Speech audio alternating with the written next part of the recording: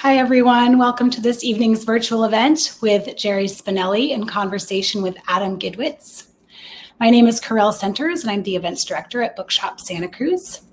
And here at Bookshop, community is vital to us, locally, nationally, and even globally. And it's because of your continued patronage that we're still here in the ongoing crisis of a global pandemic. As a values-driven independent bookstore, we hope the world we all return to looks different from the one we left behind.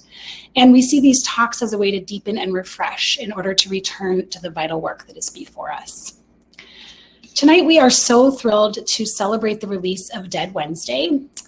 And we are going to have Adam and Jerry in conversation about the book, and then they'll answer some of your audience questions. I'm going to give you a quick tutorial in a moment about Crowdcast to make sure you feel comfortable navigating in the event tonight. But I also wanted to mention that tonight's event, we will have two lucky winners of folks that are present here tonight, one of whom will win a free copy of Dead Wednesday from Bookshop Santa Cruz, and one of whom is going to win a full set of all of Jerry Spinelli's Random House titles. That is being gifted to us by Random House. So you have to stick around for the whole event because we're going to announce those winners at the end. But I'm really excited for that giveaway today, and I hope you are too. So I'm just going to tell you a little bit about Crowdcast here. Obviously, to the right side of your screen, there is a chat field. You can pop in there and engage with your community tonight if you want to, as folks have been doing, share where you're tuning in from, share what you love about Adam and Jerry, any impressions that you're having, you want to engage. We'd love to hear it. If you find that distracting, that's no problem. You can hide that by hovering in that field and clicking on the little caret at the top right. That will collapse that so it can carry on without you. For audience questions tonight, you're going to submit those at the Ask a Question field, the Ask a Question tab there at the bottom of the field on your screen there. You can pop in audience questions anytime as the talk is underway, and you can also upvote other questions that you see that you find interesting. So feel free to start submitting those questions whenever you would like. We will get to those a little bit later in the evening. The event is being recorded so that you can watch it later. You can share it with friends if you'd like. So you'll find that recording right back on this page a little bit, just a couple minutes after we conclude tonight. We do want to remind you to buy the book if you have not already got your hands on a copy of Dead Wednesday. The copies are signed, so you definitely don't want to miss out on grabbing this book. Your purchase also supports local jobs and independent culture, and it shows the publisher that our audience here in Santa Cruz is invested and engaged. So thank you so much for your purchase. Definitely also want to thank everyone who has donated to tonight's event. So if you'd like to make a donation, you can do so by clicking the donate button on the bottom of your screen. We really appreciate all those donations. They're helping us to keep our events program going strong as we roll with the punches of every swerve that this pandemic is taking us on. So thank you so much for your donation. We have a lot of upcoming events, including some great kids events. On August 16th, we'll be joined by the authors and the illustrator of the incredible March trilogy for another graphic novel, Run Book 1, in which John Lewis shares his story, and John Lewis's nephew will be joining us for that event. So that's a free event on August 16th, right here on Crowdcast. Really hope to see some of you there. And on August 24th, we will be joined by Lauren Tarshis, the author of the I Survived series, which is such a hit among our young readers. She'll be here to talk about the graphic novel edition of an I Survived title. So please join us for that as well. Also a free event on August 24th. But now on to the main attraction. Jerry Spinelli is the author of many beloved novels for young readers, including Stargirl, Love Stargirl, Milkweed, The Warden's Daughter, Crash, Ringer, and Maniac Mcgee, which was the winner of the Newbery Medal and was one of my personal all-time favorite books. As I was gushing to Jerry in the green room, absolute favorite of my books growing up. So love that book so much, along with the autobiography of his childhood, Knots in My Yo-Yo String. A graduate of Gettysburg College, Jerry lives in Pennsylvania, still got it on my mind here, in Pennsylvania with his wife, poet and author Eileen Spinelli. And tonight, Jerry will be in conversation with Adam Gidwitz. We are so thrilled to have Adam here with us tonight. Adam is the author of the critically acclaimed New York Times best-selling Grimm trilogy, which if you haven't read, you can purchase on our website. It's so good. He spent 6 years researching and writing The Inquisitor's Tale, including a year living in Europe. Adam lives with his family in Brooklyn, New York. And we're so grateful to have them here with us tonight. Welcome, Jerry and Adam.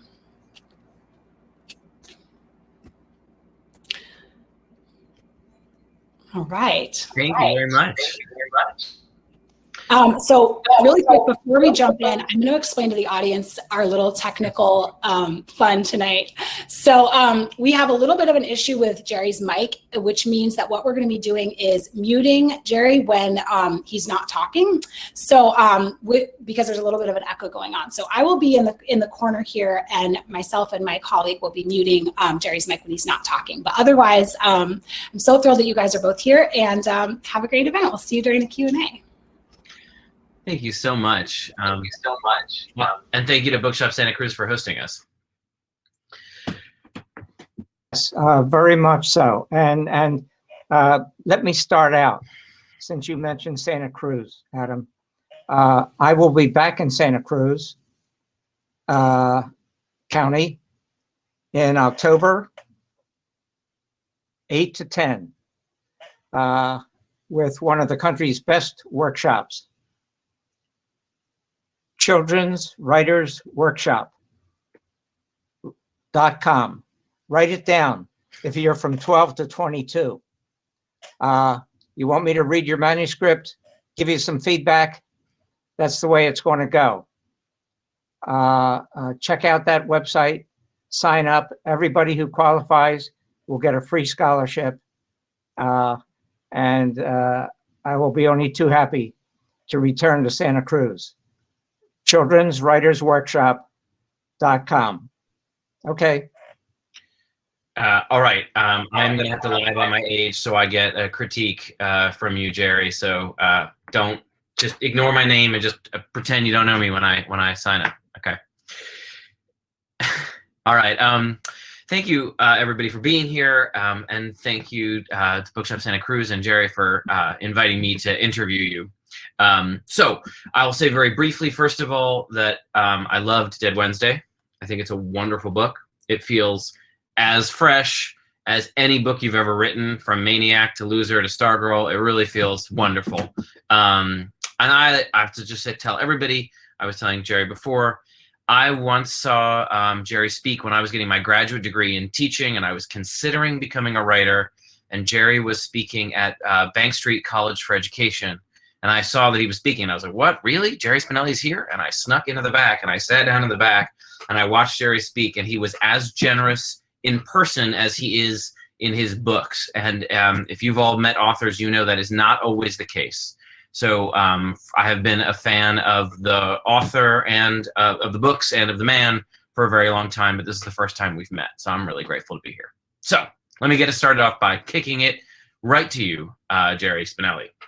You say in the author's note at the end of the book, quote, "My deepest appreciation to the teacher whose name and letter I've lost. She planted the seed."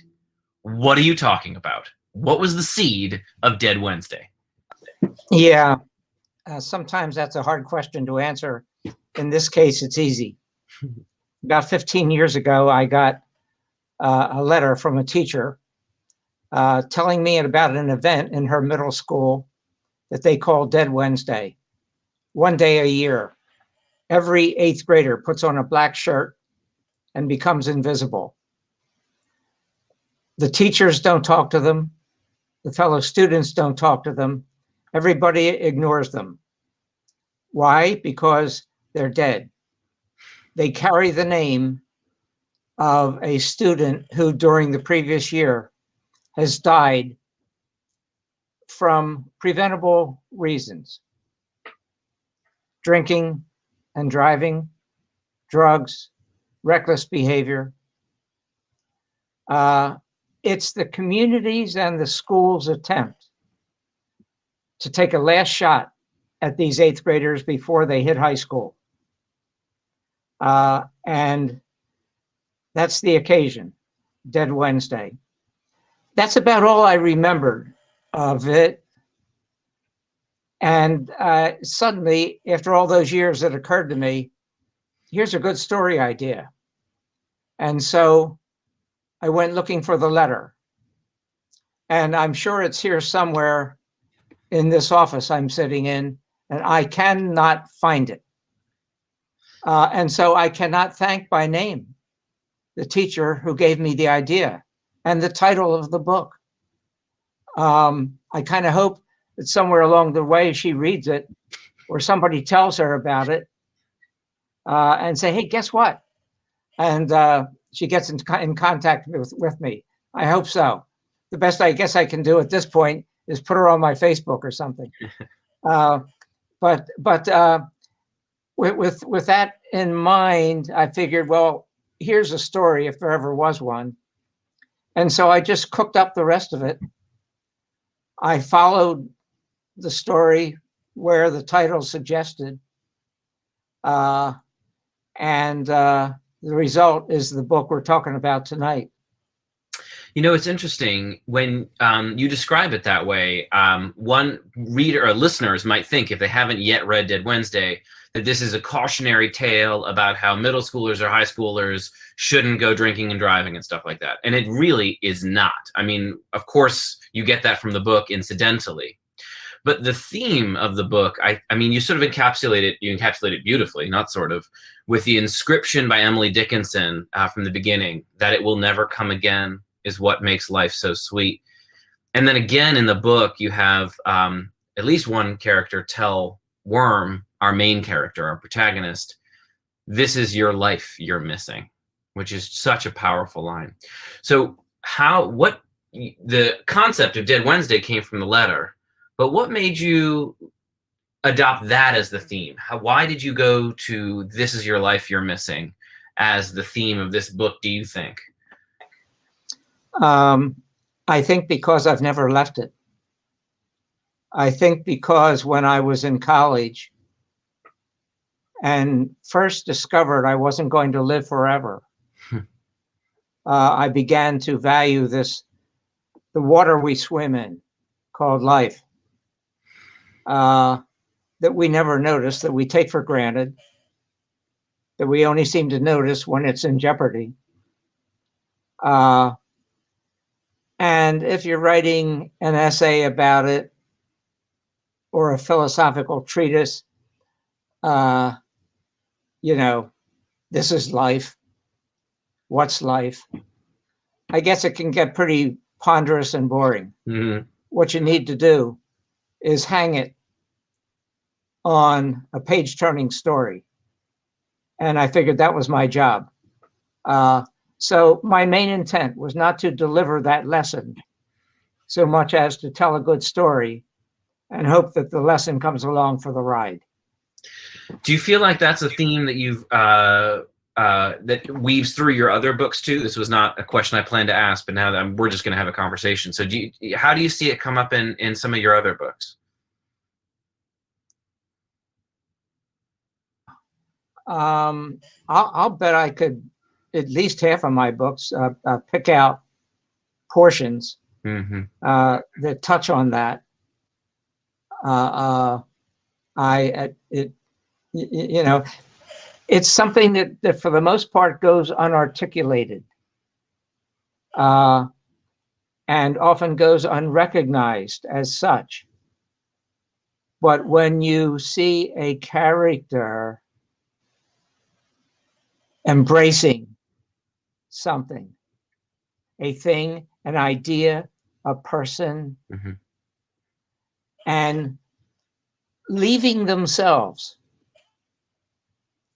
and taking out their heart and giving it away, that's what they're doing. They're saying, I love life. Yeah. That's the way we say it, in gestures and in reactions. Some of us more than others, but I think we say it more often than we know, which is exactly why everybody always say, geez, I didn't appreciate him until he was gone. That sort of thing. I think, I mean, now that you say that, another way that we say I love life is by writing a novel. Unless the novel is a polemic that has a specific thesis, which, you know, usually they don't, it's about celebrating all those ups and downs, those little interactions that is life. So I think just the act of being a novelist is a reiteration of that theme, which it never occurred to me until you just said it. I would like to think so. My job is to tell a story, and I think that's if I was going to deliver a message, if that was my intent, I would write a sermon or a pamphlet. Right. As it is, don't you love Muriel Rukeyser's quote? The universe is not made of atoms, but of stories. What writer doesn't love that? Yeah. So you said a moment ago, when you're writing it, you're not, you want to put it in a page turner. You want to hang a page turner on it. And I could not agree more with you that you do that and you do it so well. So I'm going to start at the very beginning. I think that you are a master at first lines. I'm not buttering you up. It's true.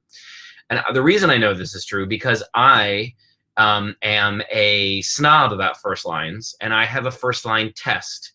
If the first line of a book does not grab me, I will not read the rest of the book, because if you couldn't be bothered to get that first line right, then I don't trust you with what you've done with the rest of the book. So your first line is, no way. This is Worm's first groggy thought even before he opens his eyes. He actually whispers it to his pillow. No way. It's just so good. So, do you have the same attitude that I have towards first lines? And do you have a favorite first line, either that you've written or just that you've read, one that you always think about, like, man, that person nailed it? Yeah, I think I do have your attitude, although maybe a little more patience than you. If I'm going to fork out $25 for a book, and it turns out that I'm not crazy about the first sentence, I'll give it a couple more sentences before I scrap it. Good of you. Yeah, but in terms of favorites of my own. Yeah, the first line of Maniac Mcgee comes to mind for a particular reason. I had tried twice to write that book. I wrote about 75 longhand pages each time. And it just wasn't getting there. And so I took some time off. I figured one of the best ways to achieve something, sometimes, ironically, is to turn your back on it.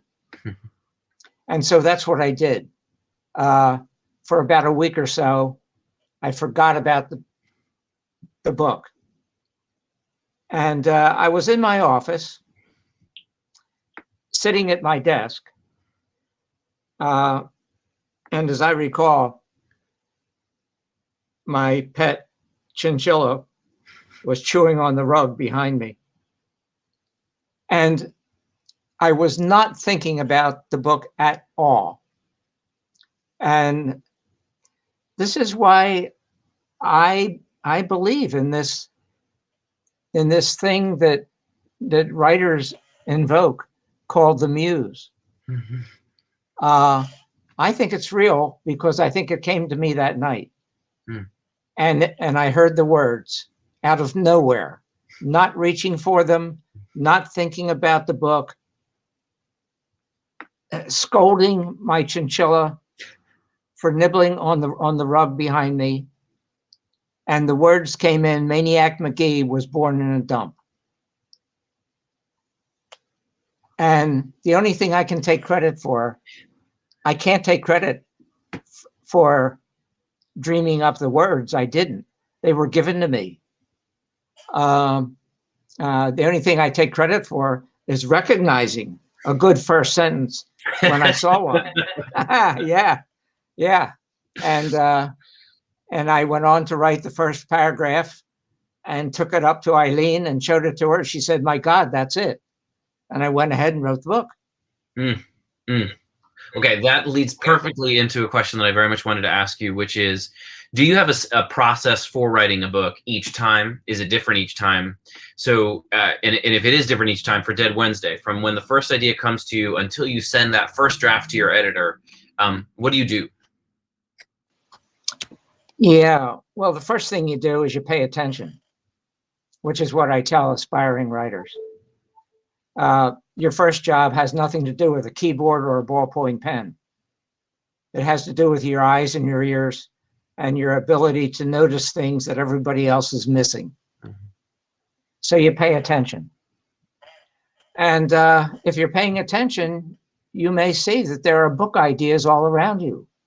I was reading the Philadelphia Inquirer one day, and I saw a picture that struck me. I knew just as my eyes flashed over it that there was something different, so I went back to it. And sure enough, it seemed to show, without even reading the caption, the inside of a boys' locker room, because there were a bunch of boys gathered around a scale. And standing on the scale, however, was not a boy, but a girl in a bathing suit.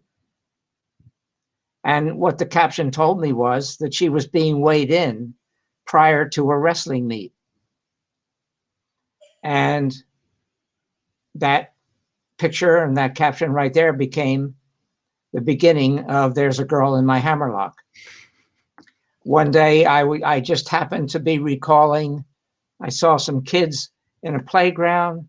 I remembered my own recess back at Hartraft Elementary in Norristown, Pennsylvania, and how we would sometimes chant in the playground, first grade babies, second grade cats, third grade angels, fourth grade rats.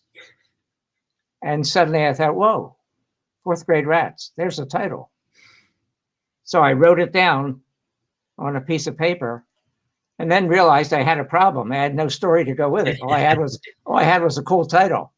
And so the paper just sat there with nothing but a title on it for a week or two while I cooked up a story to go along with it. And that became, excuse me, something fell. Fourth grade rats. Yeah. My mouse, speaking of rats, my mouse fell. You pay attention and you get ideas from wherever you can, and I write down the ideas. If it sounds like a story, one of Muriel Rukeyser's stories, I'll start making notes. Just what in school they call brainstorming. Mm-hmm. Anything that comes to my mind that is remotely related to the story, the characters, or whatever, I just write it down on a piece of paper, and then the stack of paper grows. I can't see my hands here. Grows and grows until it's a couple inches thick, and then I figure I'm ready to start writing. I don't make an outline. Mm-hmm. I don't write drafts. I just start writing with an idea where I want. Speaking of cool first sentences, frankly, Adam, I think beginnings are a dime a dozen. Maybe great beginnings aren't, but I think it's easy to come up with the beginning of a book, with the first paragraph of a book. Getting through the miserable middles is often the problem. Mm-hmm.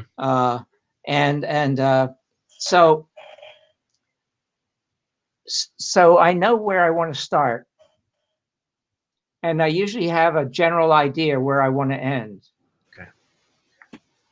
the problem is getting from here to there.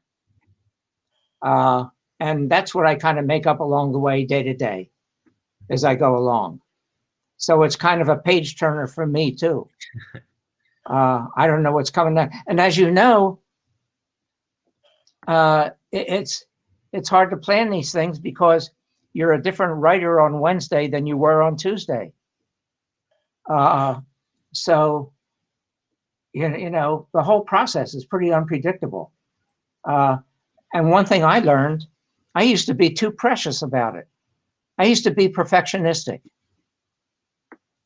until I learned that for perfectionism is a racehorse that never reaches the finish line.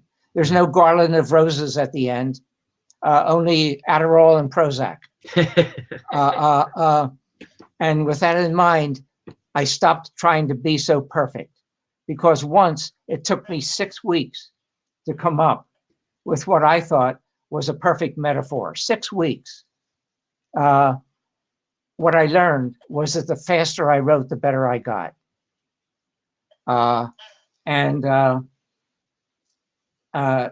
So I write with that in mind. And every day I come down to my computer here and I read aloud the words that I wrote the day before. As you know, sometimes the ear catches things that the eye doesn't, right? Yep. So I read aloud and I'll fix whatever seems to need to be fixing. And then I'll get on with the day's work and try to produce another page or two. When it seems to be finished, I'll read the whole thing aloud to myself, fix what seems to need fixing, hit my send button, and off it goes to Nancy Cisco, my editor in New York City. And hopefully she likes it. How much rearranging do you? I'm just gonna get a little bit more technical because I'm a writer like you. I'm trying to learn to be as good as you are. So everyone, you're just gonna have to be patient while I'm gonna keep learning from Jerry Spinelli. I hope you all learn from him too. So how much, when you're doing that process, which I really can visualize and identify with many parts of it, when you're reading back through it, how much rearranging of the middle do you feel like you have to do, or do you feel like your story, you know, sort of compass is good enough that it's smaller changes when you're rereading it? It changes from book to book. Okay. On the one hand, there are repeated patterns in terms of process. On the other hand, with every book feels like you're inventing something new. Yeah. You're creating something where there was nothing. I love that aspect of artistry. And so each book presents its own problems, and sometimes that goes not so easy, and sometimes it goes easier. I'm doing some major surgery now on the book that I'm writing that Nancy Cisco hasn't even read yet. I'm saving it for her. She doesn't pester me about it, it helps that I finally came into the 20th century and acquired a computer and a keyboard. And so I must say that what I can do on the keyboard makes, copy and paste and that sort of thing, makes the editing, the revising a little easier. But yeah, there's no one answer to that. It varies from book to book. And the thing is to know your book, to know your story, because that will help to guide you how to write it. I take my story out to lunch. I take my idea out to lunch, and I say, how do you want me to write you? Do you want me to do you in first person? What makes you tick? What kind of story are you? And when I start to get answers back and my story starts to talk back to me, I figure I'm on my way, and that's when I start writing. And getting to know your story intimately has everything to do with how you're going to go about writing and revising, because each story is a new problem, a new creation, a new invention. And so you need to tailor your processing to that particular story. Yeah. Okay, I could ask you about 30 minutes more of questions on process, but I'm gonna move on to other things because maybe not everybody just wants to get into process, and I'll sign up for that workshop in October and pretend I'm 19. So you say Worm doesn't give a crap. Worm is our main character, and he doesn't give a crap about much in his life. Did you feel that way as a kid, or do you know a kid that feels that way? And what did you give a crap about when you were Worm's age? Yeah. Worm is, do I ever even say there how old he is? I think he's about 14. He's in 8th grade. He's in 8th grade, so that's right. He's in 8th grade, so he must be about 14. When I was that age, I'll tell you one thing I didn't do. I didn't read. It's crazy that I'm here as a writer because, I mean, I read for classroom assignments and so forth, but the idea of picking up a book just to read it for enjoyment, I wanted to be a major league shortstop. I was a jock. I played all 3 sports in 8th grade, football, basketball, and baseball. And that didn't stop until halfway through high school. So, yeah, I gave a crap about a lot. I gave a crap about sports. And when the time came about girls, hey, my girlfriend was queen of the 9th grade prom and I was the king. Wow. Which, if all you Zoomers out there want to see what the picture of that looks like, get a copy of their Knots in My Yo-Yo String. And you'll see me and Judy Pearson as king and queen of the 9th grade prom, 1956, Stewart Junior High School. So, yeah, I cared about my grades. I cared about salamanders. I loved salamanders. I got so good at it, I could point to a rock and predict 9 out of 10 times that there was a salamander under it. Worm is more or less the opposite of me. Although he's me too, in the sense that I was shy. And even though I put myself out there as a politician, which I can hardly believe today, I actually was a pretty shy and introverted kind of kid. And so, yeah, there was definitely some worm in me. I'm sorry, I didn't know that about you. You were a politician? Well, by politician, I mean school politician. Okay. I ran for class president. To win? Yeah. Funny. Don't ask me. I also was a school politician and was a upper school president, which is so weird. What a weird connection. When we're kids, we can't possibly predict which path we're going to take, right? You were thinking major league shortstop. But sometimes when we look backwards, we can say, oh, that was the thing that has led me to being a writer today. So for me, it was playing with action figures. Can you trace back to you, to your childhood, what was the thing that you think now, oh, that was the seeds of me being an author? Yeah, easily. Maybe in 2 steps, separated by about 5 years. In 6th grade, we had a project. We had to do a project on Mexico, a scrapbook. Everybody had to do one. And so I made my scrapbook, pictures out of National Geographic and all. And then the last page, it wasn't part of the assignment. Nobody told me to do it. I don't know why, I just did it. On one of those lined pieces of paper you get in 6th grade, I wrote out longhand a poem about Mexico. pasted it onto the last page of my scrapbook, turned it in. 3 days later, my mother was called into school and I was charged with plagiarism. The teacher and the principal didn't believe that it was my own work. My mother must have been a good salesman because she convinced them that it was, and I was off the hook and I escaped prosecution. But it didn't stop me from feeling like a criminal, feeling abused. And so that was, as far as I was concerned, the end of my writing career.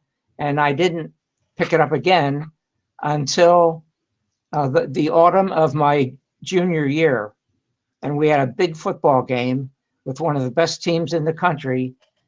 And they were on the 1 yard line, first down and goal to go, 4 chances to make 36 inches, and we stopped them all 4 times. We won the game 7-6. Norristown went nuts, kicking cans, yelling, screaming, blaring horns. What did I do? I did what I did 5 years before. I went home and I wrote a poem about that goal line stand. Wrote it in longhand, gave it to my father, pretty much forgot about it. 2 days later, I opened the Norristown Times-Herald newspaper, and there's my poem in a box in the middle of the sports section. 16-year-old waxes poetic. Something was happening also baseball-wise at about the same time. I was discovering that I could not hit the curveball. So I had the good sense to trade in my bat for a ballpoint pen, and decided I'm going to go for writing. What I didn't know that was that it was going to take a quarter of a century between the time I made that decision and when my first book would be published. I love that story. I just have to ask, what was happening in those 25 years between actually getting published and the 16-year-olds, being a 16-year-old? I was holding down a job that I didn't like, putting potatoes on the table for the kids, getting married, having kids. Almost too many. If you count the kids, the grandkids, and the great-grandkids, there's over 40 now. So yeah, and I was doing the writing. I was during those 25 years, during actually a period of about 15 years. I didn't just say I wanted to be a writer. I was working at it when I could. Lunch hours, after dinners, weekends. And when the kids were too loud, which was all the time, I tried different strategies. Cotton in my ears. I plugged in something that made surf type noises to drown out the background. I tried all kinds of things. On one occasion, as I was writing on a sheet of paper, my daughter Molly was writing a question to me at the very same time in the margin of the same sheet of paper. That I had to learn to concentrate amid distractions. Believe me. Yeah. And somehow I wrote 4 novels that way, and collected enough rejection slips to paper Bookshop Santa Cruz. And so it was the 5th book that I wrote that became the first book that was published. So many people give up on a dream like that, especially when they have early success, getting that surprise success of the poem in the newspaper. You think, oh, it's easy, and then when it doesn't come, they stop. So you not only showed your fortitude, but you also built up your skills, obviously, over those 4 books before the first one was published. That's a good point. I don't often hear that from other people, but that's right. I discovered that myself. Looking back in hindsight, especially since I didn't read and had no role models or anything. In hindsight, I see that what I was actually doing in writing those 4 failures was giving myself an education in how to write a book. So that when the day came that I got up early for breakfast and went downstairs and reached into the refrigerator to get my lunch in a paper bag, which was fried chicken, to take to work that day. And I opened the bag and looked in it, and there was nothing but bones. Somebody had eaten the meat off of the chicken bones, put the bones back in the bag, put the bag back in the refrigerator. I had 6 sleeping angels upstairs, still not awake for school that day. I knew one of them had stolen my fried chicken. I knew nobody would confess. So I went to work that day, fried chickenless, and during my lunchtime, I closed my office door, and I figured I'm going to start writing about this because it was on my mind. I was still mad about it. And I decided I'll write about something about that incident. And I was about to do, and that was maybe the first time the muse visited me, because I was about to do the most natural thing of all, write about it from my point of view, the point of view of the father who comes down and gets mad to find it. And suddenly, before the paper and the pen was poised right above the paper, and the muse visited me for the first time. It said, wait a minute. There's a more interesting point of view here. The point of view of the kid that took the chicken. And I have been a kids writer ever since. First line, the first page of that book, having no idea that I was beginning to write what was going to become my 5th book, much less any idea that it was going to become my first published book. That's called Space Station 7th Grade. What was the first line? I think did you say what the first line was? No, I didn't. No, it's okay. What was this really happening? I think might have been the first line, something like that. No. One by one, my father laid the chicken bones on the table, and bones is all they were. There was no meat on them. That's how it began. So good. So one of the things that I really, this lets us get back into craft. Sorry, everybody, I get to go back there because Jerry segued us perfectly. One of the things about Dead Wednesday that surprised me, and it shouldn't have, but it did, is your voice feels so contemporary, a current child, right? You're referring to things that feel absolutely of the day, and you don't feel like you're forcing it. It doesn't feel like, oh, the 1980s lingo has come back. It just feels immediate, which is something I struggle with all the time. Is it because you've got 40 children, running around in your life, or how do you stay so immediate? Yeah. I'm remembering one of my favorite reader letters, a kid that wrote me and said, how do you know what's going on inside my head? For one thing, I remember. I take much more of my material from my own recollections than I do from all those kids. As far as sounding current, honestly, I don't have an answer for that. I suppose I must be taking my own advice and paying attention.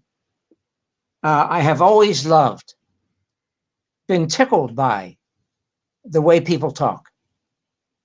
And I suppose unconsciously, I must be doing it all the time, listening, making mental notes, and I suppose it comes out in the work. It does. I could ask questions for a lot longer, but I know we do have some questions we want to get to. I'm going to ask one more question, and then we can get to the audience questions. And then if we run out of those, I've got plenty more that I would love to ask you. But are you reading any books now that you're enjoying, or are there other authors' books that you would like to recommend, either for kids or adults? What do you read when you're trying to go to the well, when you're trying to inspire yourself, or when you're trying to relax? Actually, I'm very influenceable. I once read Joyce's Ulysses, and I couldn't write for 6 months. So I pretty much avoid you and the rest of my peers, Adam, because I don't want you guys influencing me. It's hard enough to make this stuff up myself. So I can be caught reading anything from murder mysteries to the history of railroad dining cars. Just about anything. My favorite, I'll recommend a book for you. It's my wife's picture book, Eileen's picture book, called When You Are Happy. It checks off all three spaces for me, for illustration, message, and text. And for that reason, I call it the world's most beautiful book. And I think it should be in every house.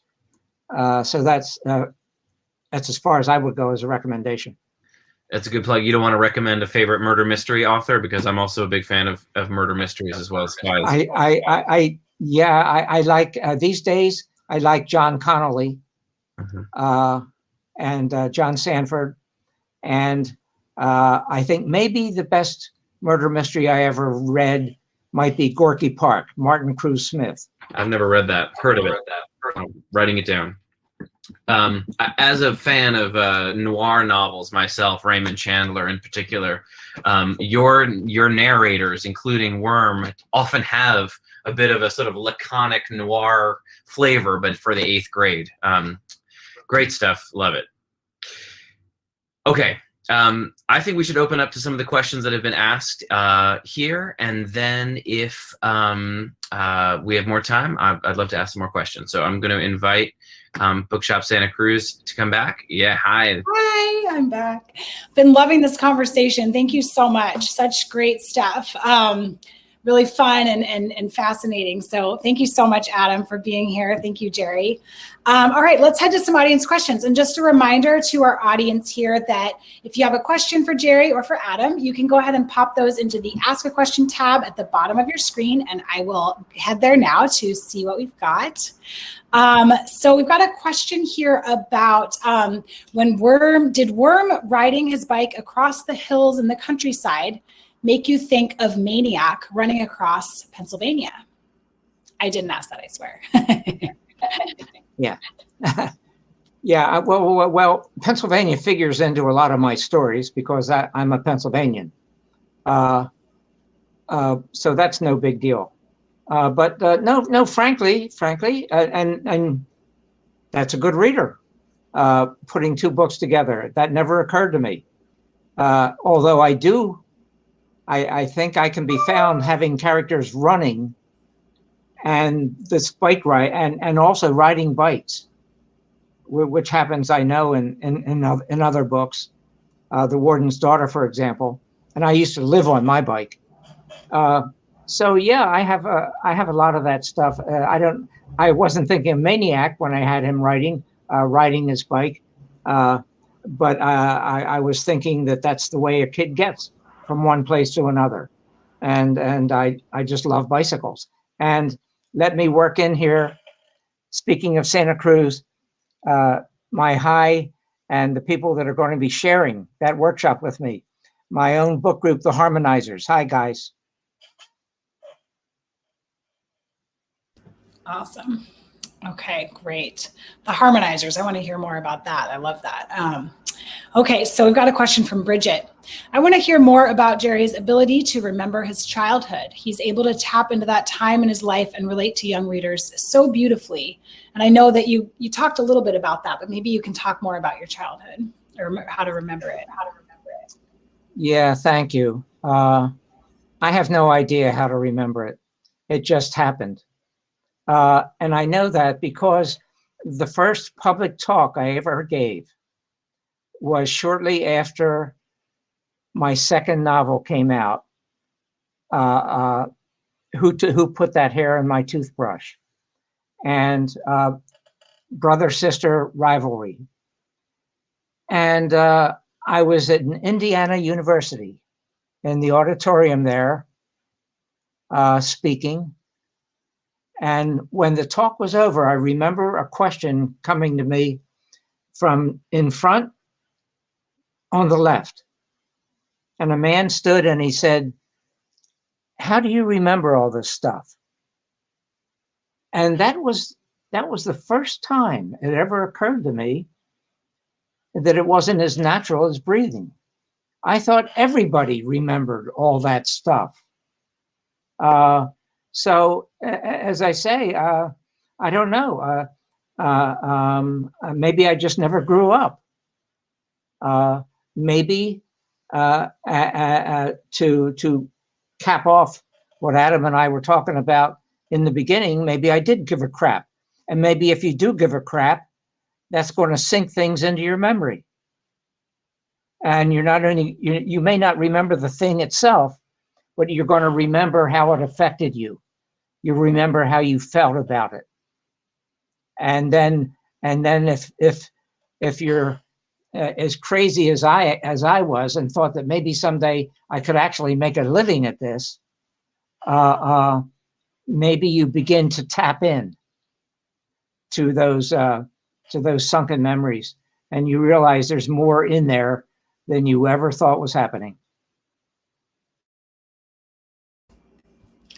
Awesome, thank you. So we have a question. Well, there's some good questions coming in, so thanks, audience. Keep them coming. Heather is asking, is there a specific reason why Rebecca is wearing raspberry pajamas in Dead Wednesday? I don't think that's a spoiler. Yeah, raspberry pajamas. Yeah, I guess that comes back to the day-to-day stuff, making it up day to day. And on that day, I just wanted her in raspberry pajamas. And as it turned out, if you read the rest of the story, you see that she kind of almost has to be in pajamas. I'm not sure which came first, the situation, imagining the situation, or the pajamas and building the situation around them. Not sure. Raspberry, I like raspberries, that's all. Yeah, it was such a lush visual, and even down to the slippers and, the Tic Tacs, and kind of, it really just made it come alive, made her visual aspect come alive. So I loved that lushness there. That was the point, right? So that she, and we're not even saying, are we, to the people who haven't read it, who she was and what she was, made her come alive. Whereas Worm, isn't it funny? He's the one who was pretty kind of dead on his feet. Yeah. Worms tend to be 6 feet under or something like it. Exactly. Yeah, Adam. Nice. English degree too, Eric. English degree, baby. Yes. Good readers.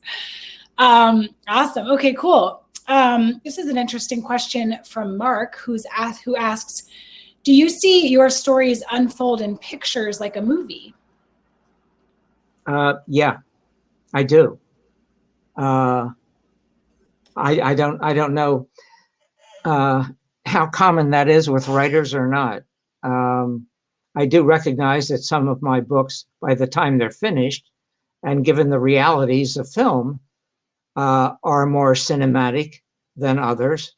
But I do absolutely have a reel going in my head. I don't know how you would do it otherwise, and that's why I was so surprised when I spoke with a teacher some 20 years ago.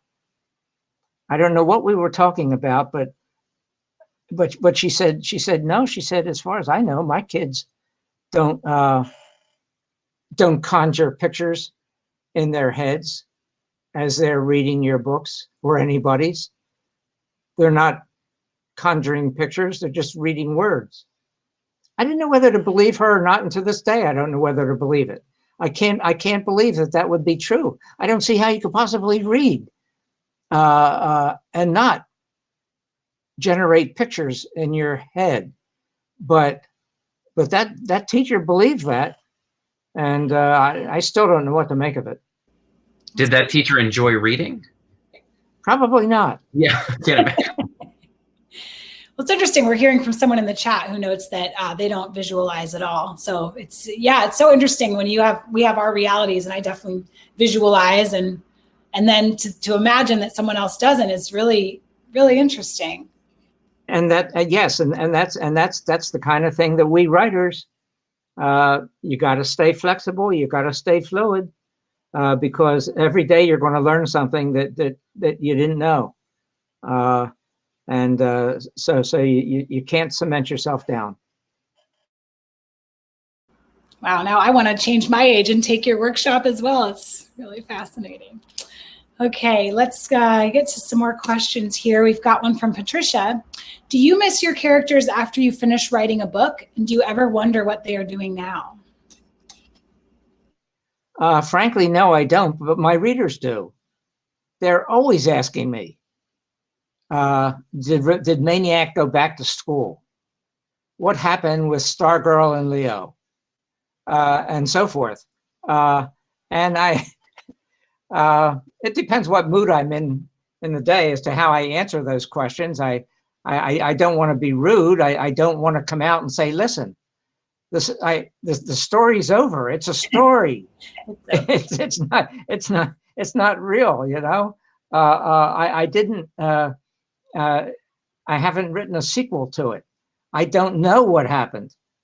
I don't say those things. I try to be nice about it. But that's the truth of the matter, is that no, I don't think much about it, but it's a compliment.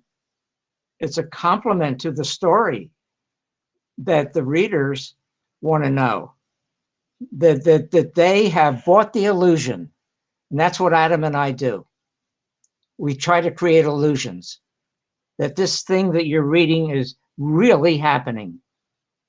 And if we do our job right, we fool you with details here and gestures there and a neat voice here, until you're buying the whole thing and you think it's real. In fact, half the time as we're writing it, we think it's real.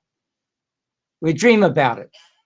That's the great thing about story. That's why she said the universe is made of stories. Case closed. I don't miss my characters. I'm the same way that you don't, but sometimes I miss the emotions I feel when I was writing those scenes, you know, when I'm thinking about those scenes. And the book is sent away to my editor, and I wish I could get back to that emotional place, that heartache or whatever that I was feeling when I wrote that scene. And sometimes I will go back and read it. I don't know, do you ever do this? Do you have any passages you can recall that you feel this way about, Jerry, where you go back and you read it and you maybe even forgot the passage, or you forgot the details or the emotions of the passage? You go back and read it, you go, oh, wow, ow, that feels good. That hurt me. Do you ever surprise yourself when you go back? A couple of times, but not much. Too often, and sometimes it's a nice positive experience like that. But more often than not, I can't go past one page without seeing something that I wish I did differently.